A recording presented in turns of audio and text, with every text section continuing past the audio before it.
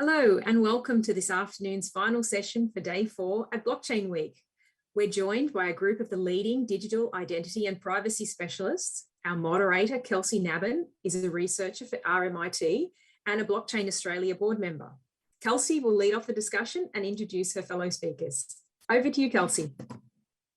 Wonderful. Thank you so much. And thank you to everyone who's stuck with us for the final session of the day and hopefully a really strong finish to what's been quite an incredible day and week of scheduling. So as mentioned, I'm a researcher at RMIT in the Blockchain Innovation Hub.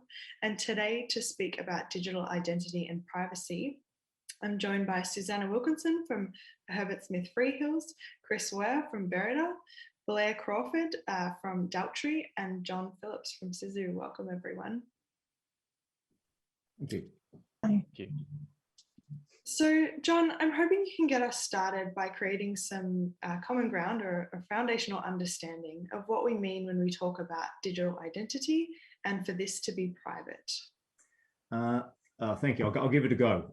So I'm actually going to refer to something which may be a bit surprising if you've seen our comments on the digital identity exposure draft, the bill that came out towards the end of last year. But it contains in it a definition of digital identity which we find quite reasonable and good to use. So that is a distinct electronic representation of the individual that enables the individual to be sufficiently distinguished when interacting online. There's a few words in there that I kind of find useful. Some of them are sufficiently distinguished, which for me means it's contextual. It's not always necessary to absolutely distinguish. They're sufficiently distinguished for the particular transaction that's being performed and so on. And when we're thinking about the privacy aspect of these things, there's a few things that are something we like to sort of try to hold true. One is that there's no necessary kind of condition that you only have one digital identity. We would suggest that, in fact, you'll probably need to use several digital identities, ways of identifying yourselves at different times. So it's not just the case of one. If you just have one, there's a massive correlation risk. The other sort of thing that we bear in mind is that we like to use a phrase that says a trustworthy digital identity is essential, but not always necessary. And by that, we mean that we all should have access to one that we can use when we choose to use it, but we shouldn't always be forced to use it for every transaction. So if we are forced to use our digital identity for every single transaction, and if it's a sort of singularly issued one from a central authority, then immediately we have a correlation risk and a sort of surveillance effect. So we're kind of keen to make sure that we don't always hang everything off of digital identity when we're doing transactions. We use the right amount of identification and no more than that whenever we're transacting. And that ideally these things are under our control. We maybe issued them by an authority, but they're ours to use when we choose to use them and how we choose to use them and with whom we choose to use them. And that's the kind of way we like to frame the privacy aspect of this. Thank you for that wonderful introduction and kicking us off. I think you've raised a few very important and quite sort of complex topics around, individual identity and reputation online, how people conduct themselves on online activities, and then who gets to kind of issue and govern these processes and interactions. And I'm glad that you've pointed out that this is a very timely and important matter in Australia at the moment, where the federal government has proposed a national digital identity scheme called the Trusted Digital Identity Bill, and states and territories actually now want to do the same. So I've argued in an online piece in the conversation towards the end of last year that there's potential pitfalls to this. For example, creating data honeypots, so actually targets for, which create cybersecurity risks, general government rollouts of national technology solutions. So, for example, the digital contact tracing, which ended up being null and void and a very large spend of taxpayer monies. And some of the guarantees around data protection and recourse as well. So what happens when things go wrong? But I'm really interested in hearing from you, both from the legal expertise that we have on the panel and also the startup and kind of corporate insights and some of the infrastructures that you're building in these areas. Blair, I'll throw to you next. What does it mean for users to take greater control or have greater agency over their identity online? Thank you very much. Yeah, I mean, I'm obviously listening to everyone speak and the points that have been raised at the very beginning of this conversation. And I think what we're seeing is that individuals whether they're using their identity as it sits now to interact with the workplace, or whether they're using it to interact with some sort of government service, or whether they're using it to interact with something like Facebook or Instagram. We're starting to see that people are saying, hold on a second, have we potentially given too much up historically, and much more that we should have in terms of our personally identifiable information? We've been much too open with the pictures that we put onto the internet. Are we really thinking about what it means for us if we were to be socially engineered and our identities were to be stolen because, for example, we had one password which was used across all of those main access points? And I think people are starting to say, how damaging would that be to us? And if you look at some of the scandals which have, kicked around, Cambridge Analytica and the influence that has been had through different channels, people are starting to say, can we really rely on the large technology companies and their promise that they protect our data and they use it only in the use cases which they said they have used it, they will use it for? Or do we actually, as individuals, start to question, actually, where is the data being stored? What is the scope, and how do we make sure there isn't creep for how you use our data? What did I sign in terms of consent? And how do I make sure that that consent isn't exploited somewhere down the line? And by the way, I'm probably not going to have my password as my dog's name and my date of birth anymore.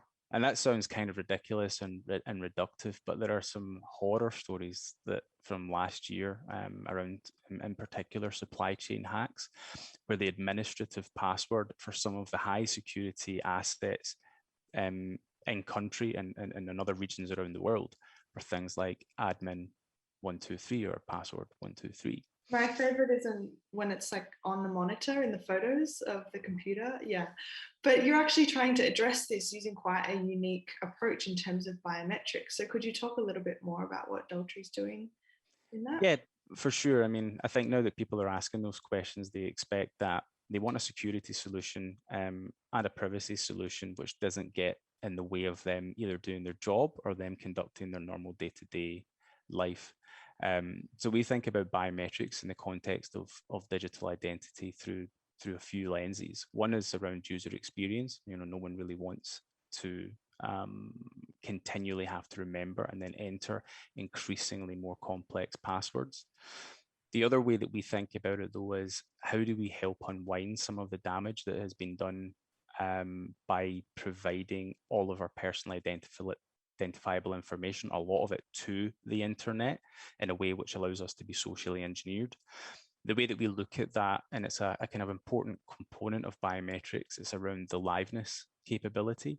So me as a user, how do I prove life when I do something in a way which both protects me in terms of what I'm doing and that no one else can replicate me, but also if something bad was to happen, I can say, well, hey, where's your audit trail to say there was a proof of life check to say that I did in fact complete that financial transaction or did not. So I think there is an important role for biometrics to play in this. But the one thing that I would say, and I'll probably preempt what you might say, there's a lot of problems with biometrics. I often refer to it as the wild, wild west. At least historically, it's been a little bit like the wild, wild west.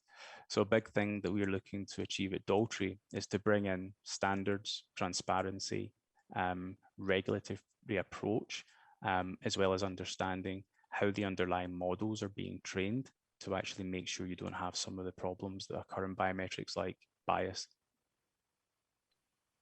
Really interesting. Thank you for outlining that. Now, of course, it wouldn't be Blockchain Week without talking about how blockchain is related to some of these questions and challenges as well.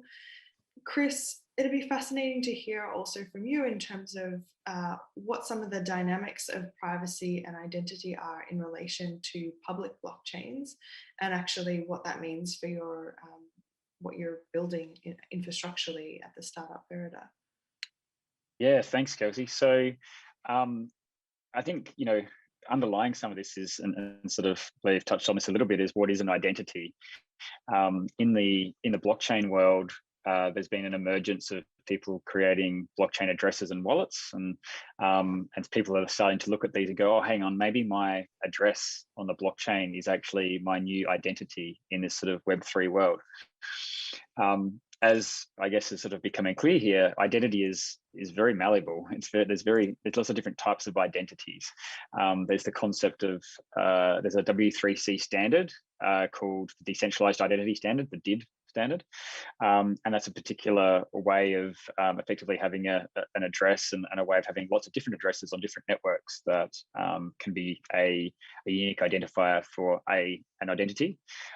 You have a physical passport. You know, in some ways, you can think of that as an identity or a representation of something that is identifiable. You know, a driver's license, etc., or maybe a doctor with a credential that identifies them as being somebody who can be a GP. And so, where I see a lot of confusion is people go, oh, hey, there's this blockchain thing. Let's just put all this stuff on the blockchain because it's all decentralized and it's amazing. The problem there is that the blockchain is public. Everything that goes onto the blockchain is public and can be publicly seen. And there's not any value in a lot of these different types of identifiable documents or certifications or credentials that to put them on the blockchain because they're actually private. You know, my passport, that's private. I don't want that to be just broadcast across the internet to anybody who wants to have a look at that. And I think there's a lot of subtlety here that that people sort of don't necessarily understand about how blockchain is so public. And while it is really powerful and it's really useful, it's just another tool that we effectively have in this space. And it's a tool that needs to be, I guess, well understood and used appropriately, in terms of being fit for purpose. Where the blockchain is very helpful is when you start to think about trust and being able to distribute, public and private, or to distribute public keys, signing keys, and so leveraging that distribution of key material, doing that in a way that is decentralized. That's incredibly valuable because you then create this sort of network, this ecosystem where data can be signed, and that data can remain private, but it can be signed by somebody who's publicly put their hand up and said, hey, this is who I am. You know, I'm a government department. I've signed this piece of data, or perhaps I'm a hospital and I've signed this piece of data. And, they've made that public statement, and perhaps there's some trust there, a bit like, how SSL certificates work in terms of there's layers of trust and public key material that can be used to sign information to create authenticated requests. There's a similar sort of model here that can exist that blockchain can play a really important role in. And so where blockchain fits in is just another part of that story, I guess, of this new wave of technology that can play an important role, but it's definitely not the whole story. And I think it's really important that people that are thinking about traditional identity, decentralized identity, and other ways of creating products and services that are built on these identity solutions, that they really understand the value that the blockchain brings, but also some of the implications of that, and make sensible decisions. So how have you, I'm also not sure if DIDs will know the standard at W3C, but I know they were proposed, and I know that John knows more of the detail than I do. But how have you utilized the decentralized attributes of public blockchains, as well as privacy preserving sort of databases to create data storage and digital identity and decentralization in the solution? Yeah, so what we've done at Verida is we've said, hey, blockchain is really great, but we actually have a really important need for private data, private messaging. And if you look at the history, think of a phone number, the ability to send a text message or to make a call. In some ways, that phone number is an identifier, but it's the utility that's underpinning that, the ability to make a voice call or send a private message. That utility is where the actual value came. It's just that you needed a phone number. You need some way to identify an address to actually provide value there. Same thing with email. An email, if you just had an email address and you couldn't actually send an email, that'd be pretty useless, right? The utility there is with the ability to send a private email to someone, and the email address is just the identifier that's decentralized. And so what we've identified, I guess, is that while the blockchain's great, it's public and it's really only one part of the story. And so the missing pieces here is that decentralized data storage that's private, and the decentralized messaging, which is also private, that ties back to a decentralized identifier. And the W3C standard that you mentioned, well, it's not a standard yet, but it's sort of working towards that. But it is getting quite a lot of industry adoption, and that's where we've also adopted as a part of the Verida network as the unique address or the unique identifier for an address. But then underpinning that, the end controller of that identity can do different things with that. They can store their private health records in a decentralized way, or they can facilitate decentralized messages, or they could potentially store some public data and actually publicly say, hey, I have a credential, I'm a doctor, here it is. You can actually access that. So I think it's really important that we start to evolve the conversation to understand the subtleties between different types of identities, but then also different types of data that, public and private. I think that's a really important distinction that is sort of being lost in some of the conversations that we have. Yeah, absolutely. And I mean, it's a whole industry and a very helpful one in some ways, and a kind of leery one in others around that kind of blockchain analytics play and the kind of level of detail that's going on there. I've seen a number of projects pop up recently that are around social mapping, so literally mapping the identities of the people behind the addresses. John, perhaps you can help clarify some of the tensions here between that self-sovereign identity sort of framework and blockchain technology. So is self-sovereign identity the way to go? And then what does that mean, or how does that interact with blockchains? Well, thanks, Kelsie. And I think there's a lot of what Chris was saying that I'm going to sort of slightly echo here. So I started personally looking at self-sovereign identity back in 2017, and that now seems a long time ago. I suppose it is a long time ago. And over the last few years, we've actually started more talking about verifiable credentials and this sort of way of thinking about verifiable data, and become less focused on identity. We kind of, as I was saying before, we kind of find people are too focused on identity and don't focus on the actual transactional kind of element that they're trying to enable. But the SSI movement has a few sort of principles, and they typically refer back to, say, people like Christopher Allen, who've promoted 10 principles, and there are others from the Sovereign Foundation and others. In fact, everybody seems to love having principles. Most people write reasonable principles. The ones that they hold true for self-sovereign identity tend to be around things like user control. User decides when they show something or don't show something. And there's two ones that are particularly key that are portability and interoperability.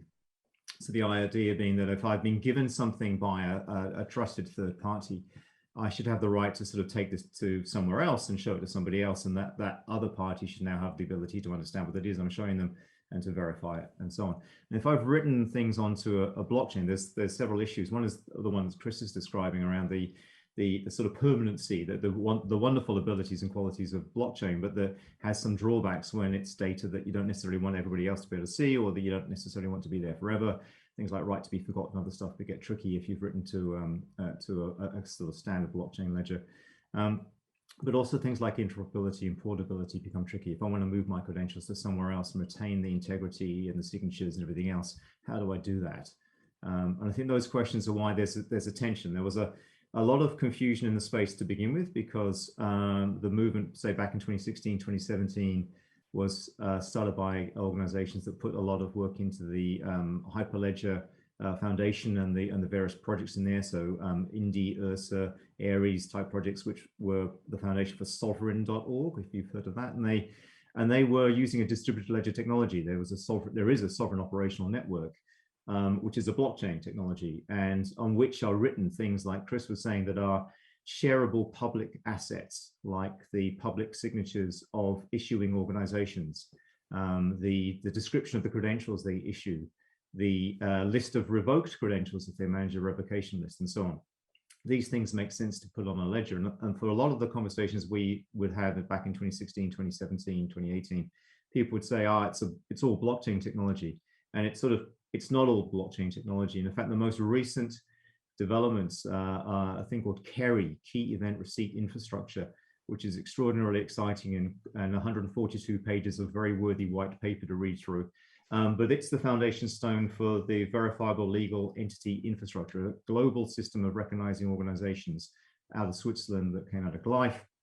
And Gleif's VLI, sorry for all the acronyms, Gleif's VLI uses KERI as an infrastructure underneath. And that's an infrastructure that doesn't need any any ledger, any other sort of foundation other than really smart cryptography and a key rotation process. So it's a really exciting development, but it means we don't need to unnecessarily entangle identity into blockchain. There's some really profoundly powerful things you can do by adding the two together, but you just don't want to necessarily tangle them in the wrong way. Yeah, thank you so much for explaining that. I think the distinction is incredibly important. I know that the most useful explanation I think I've heard of SSI was like it's a set of keys. So you have the right, key for the right purpose or whatever, but you don't use your gym fob for your front door and vice versa. And you can keep those kind of distinct amongst yourself, which helps kind of distinguish your data as well from being one big mess. Acronyms are okay because next I'd like to actually address Susannah, who's been waiting very patiently to speak. And so, learning a lot. So what we've discussed actually in terms of some of these frameworks and principles and the approaches people are exploring are significantly at tension with what has been proposed right here in Australia as kind of this national identity scheme. So Susannah, I'd love to hear more on your perspective in terms of what can regulators do to balance opportunities for the digital economy, as well as the individual right to privacy or safety. And then are there any examples of jurisdictions that have navigated this well to look to? Yeah, thanks, Kelsie. Look, I think, so I'm a lawyer. I'll preface this by saying I don't come with a technical background, so I love hearing about all of the ways that we can use technology to solve for these problems. But if we step back and look at these things from a first principles basis in the law, in Australia, we've had about 15 years worth of sort of various initiatives over time to try and solve for some of the privacy issues that we have. We're in a situation now where individuals are increasingly engaging with the digital economy or digital touch points. All of these are creating a digital footprint. I would say that the vast majority of people, the non-tech people out there don't fully appreciate the risks of how they're giving away their data. I think it's safe to say that the model of consent is broken. Very few people read through all the terms and conditions. Most people wouldn't understand what they're giving away to a particular company that's asking for their consent, and certainly not, and I think it was Blair who made this point, I may consent to a particular company using my data or personal information in a particular way now. Once that company is acquired or the data sets are aggregated or 5-10 years goes past, who knows where that information is going and what it's being used for. And that's even before we get to future uses of technology like AI, machine learning and quantum. So there is, I think, a real genuine disconnect between the general population in understanding the issues around privacy, digital identity, and in particular personal information. So we, in the recent privacy law review, one of the organisations I'm involved with, the Digital Law Association, did a review of a whole suite of Australian laws and international laws just to look at the way that personal information was defined. It's defined in multiple different ways across so many different laws. Some of them are state laws that deal with hospital records. Some of them are different. There's an absolute patchwork of things. So to the question of how can governments help, we can't be dealing with these issues on a piecemeal basis. We need a consolidated approach to a concept of personal information. We need to understand what is it about privacy that we're genuinely trying to protect. What's the use case of digital identity? And there's been some great discussion here already. And I think technology has to be part of that solution. But we also need to bear in mind that there are people who will not want to engage with the digital economy, but they also need the protection of the law in order to be able to access government services and the like.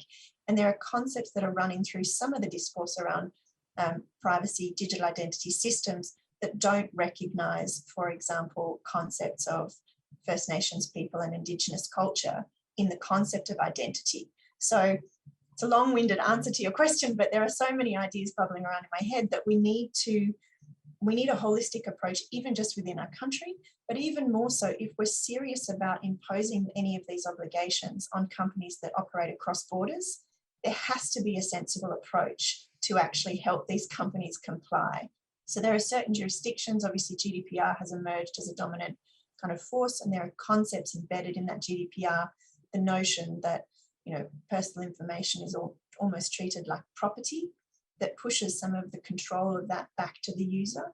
There's an analogy in law, decades ago when the e-commerce boom came, individual consumers had very few powers in relation to merchants. And then the Trade Practices Act came out and it shifted the onus of compliance with certain laws onto the merchants and the companies who were best placed to manage that. At the moment, we have the onus of compliance and consent falling on the individual in a general sort of day-to-day practice. And actually, the individual's not really empowered at the moment to manage, to understand the implications and to manage control of their personal information, their privacy and their digital identity. So yeah, really keen to see how technology can solve for some of these problems, and then maybe leave a little window open for maybe the elderly who don't want to engage, or those people who choose to switch off and live in a digital-free national park or something. Yeah, I really appreciate that response. And I mean, as a social scientist who's interested in the social outcomes of these technologies, I have a piece around blockchain security as people security. And what I was trying to do there is sort of talking about, the intent of these systems needs to be geared towards, better outcomes for the people that use them. So some of the questions you've raised about, what is who is responsible for, for affording the actual rights to people around these dynamics are really helpful. You've also created a perfect jumping off point into what I wanted to mention next, which is around some of the kind of broader trends going on within blockchain communities and in these sort of developer or technology communities around kind of extending beyond the idea that nation state law provides protection and kind of writing their own constitutions in these things called decentralized autonomous organizations and trying to kind of create their own rules for how people want to organize and interact and manage identity and reputation and all these things. So Blair, perhaps I'll start with you and maybe just open up to more of a conversation.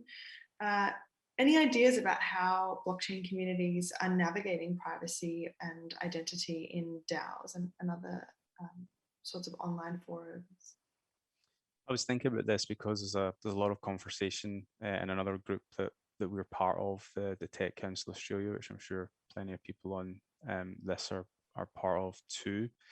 And one of the things that we were discussing a couple of weeks ago was, even if you have this concept, which is a bit of a rabbit hole in itself around decentralized autonomous organizations, in order to, let's use the word legitimize it, or to bring it into mainstream society, or to bring it into normal business practice and to have governance associated with it, there were some underlying problems that started to be raised around attribution. So how do you know that a person or an entity who has a right to vote, for example, for a motion to be passed, at the point in which that vote is being cast, is actually the person who's entitled to cast it in that moment? And one of the challenges which kept coming up in that conversation and supplementary conversations was the underlying vulnerability that exists within the majority of wallets, if not all wallets right now, where you hold a right to something. And that is that if the seed phrase is compromised, then you lose all your rights, right? And that attribution problem becomes exponential because remediation becomes problematic. You've lost the integrity of the governance piece, and all of a sudden you're kind of unwinding the ability to underpin the legitimacy of that DAO in the first place. That's the kind of sensationalist argument as to how it would fall apart if you weren't able to fix that.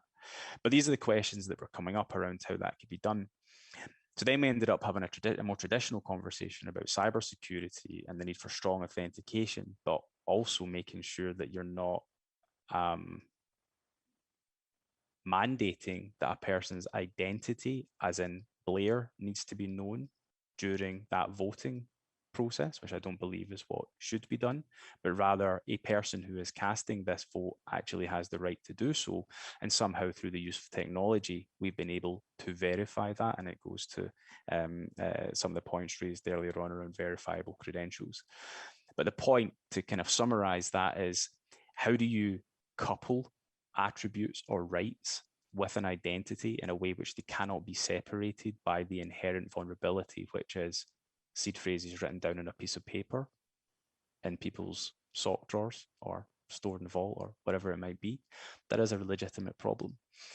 The last thing I'll touch on in relation to that is there's an actual underlying value to some of the assets that we're going to be talking about, you know, potentially connected to the organizations who will be autonomously organized. There's a lot of conversation right now around NFTs and the values, and I had a really good chat with a guy called Joshua Donor. He was one of the original NFT owners, and he had 8 CryptoPunks. He now has 4 because he took some advantage of the market, and he sold 4 of those. But the conversation I had with him, you know, back when he bought them, they were worth, you know, cents on the dollar.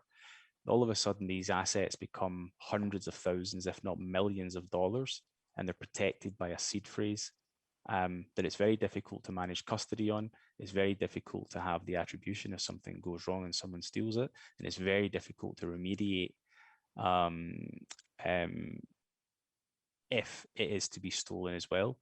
So all of these things became interconnected, and the conversation ultimately got us back to what is the scalable, replicable kind of end state model that needs to exist in order for something like a DAO and the digital asset industries, you know, separately actually get the scale and ultimately get the penetration they need and the adoption they need to be fledgling industries. These things are very experimental for sure, and key management is an important part, as there's been numerous kind of scare stories on. I guess rather than an end state per se, there's just a lot of interesting experiments happening. So some of the sort of decentralized applications I've come across include Bright ID, which is like a reputation system. So you have an app on your mobile, you get a few people to like scan your QR code, and then you kind of get registered with your Bright ID. There's also Proof of Humanity, which was around liveness, and the version 1, you had to upload a video of yourself with like a piece of paper with your public key or whatever on it. They had a roadmap to move towards much stronger encryption and not having to place public videos of yourself doing that on the internet, around the incorporation of zero knowledge proof encryption. I'm aware of a project called Kong, and someone mentioned, I think it was Chris mentioned, you know, my passport is private and I want it to be mine. They have a crypto state, so their DAO has issued physical passports with open source hardware microchips to their members as a way to kind of verify or authenticate membership to that DAO. And then, of course, there's the accountability and recourse dynamics around decentralized courts. So where if something goes wrong, we don't actually need to defer to the law and go to court, but I can, you know, propose a challenge, stake some digital coin as value, and kind of have that, you know, arbitrated by a randomly chosen kind of jury of members in the DAO. What have you guys seen in terms of new dynamics here, whether that be sort of encryption standards or applications or other things? I think one of the interesting things we're seeing is, and we're talking about identity, is in the blockchain space, the idea of anons, you know, people that are anonymous and want to remain anonymous. You know, in the world we live in, that is obviously, you know, quite well regulated, it is very hard to be anonymous when you interact in the real world, but it is now sort of possible to do that, and some people really prefer that and have taken advantage of that. Even Blockchain Australia Week, met somebody who didn't want to provide any personal information. They just wanted to talk to me, but wanted to remain anonymous. And that's, you know, the way that they want to lead their life, and they kind of have that ability to do that. In the blockchain space, there's a very well-known developer called Andre, who recently was very influential in many projects, and has stepped aside from these very sort of significant projects in the crypto ecosystem. And the expectation there is that he would prefer to now become anonymous and work on things and do that in an anonymous way.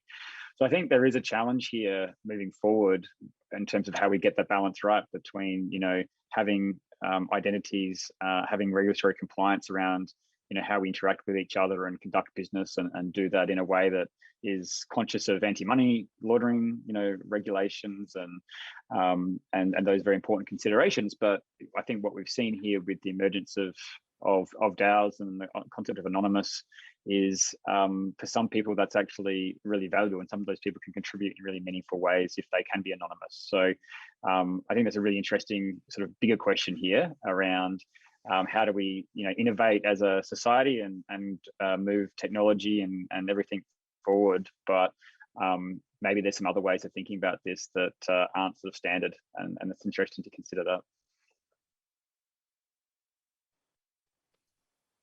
I think one of the things I would sort of suggest I found really interesting, and it's got a flip side again to the story, was during last year there was a court decision that a patent could be provided or acknowledged as coming from an AI.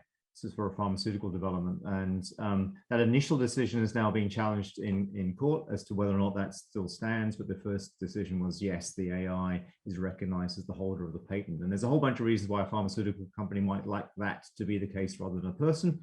But it was an interesting development of sort of seeing the future possibles of sort of an autonomous AI engine being considered to be the primary kind of participant in some act that has some form of law. I think the other one, I couldn't get help but be distracted as we were talking about DAOs and identity and stuff.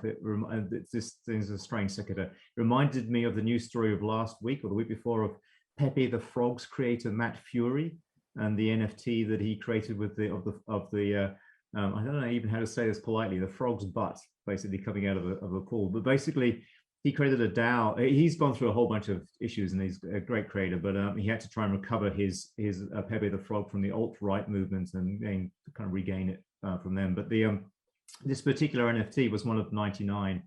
The buyer bought one, assuming that the DAO would hold the others as was apparently promised, and not release them. And then after he bought it, they released 46 of them. So he was a bit angry, and he sued the people, not the DAO. That was the thing I was kind of interested in. He kind of, who do you sue? It's kind of a question. I want to seek redress. How do I do it? And that's where it becomes a very interesting kind of real world, virtual world, metaverse kind of thing. How do I seek redress? I guess I know I'm in the company of Susannah, so I know there's a much better legal mind than mine to sort of answer those sort of questions. But that was what was fascinating to me the last few weeks. Yeah, and look, it raises a very interesting question that's not directly related to privacy, unless you're a member of that DAO and you suddenly are treated as one of the partnership or in the unincorporated sort of venture. But I think it raises another interesting question around going back again to how do we use technology for the specific use cases that we need to. And I think, John, it was you who said, there doesn't need to be one solution that fits every problem.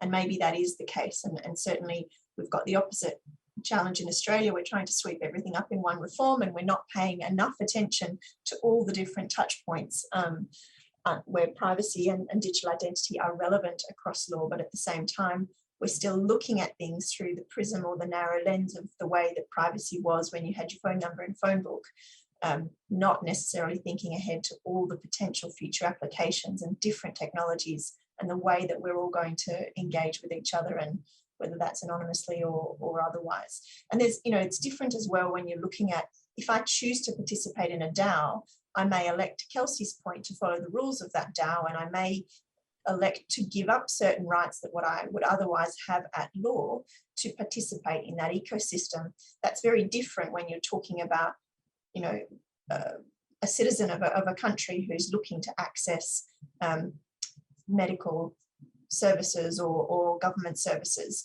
So again, we need to think about the impact that any of our decisions have, and the way that we use technology.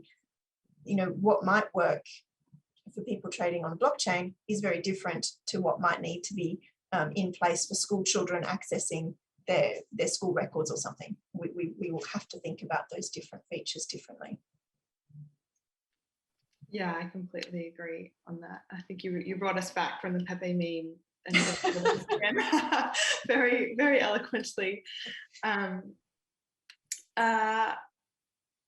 I'm glad also, John, that you brought up sort of the algorithmic dynamics too, of like what happens when, some of these, participants, when we are talking about the blockchain community kind of DAO alternatives, are sort of computational agents. And Chris, I know that you mentioned that you do sort of decentralized data, and so I'm really interested in terms of what happens from a privacy sense when you start doing computation on that data that's being stored in a decentralized way.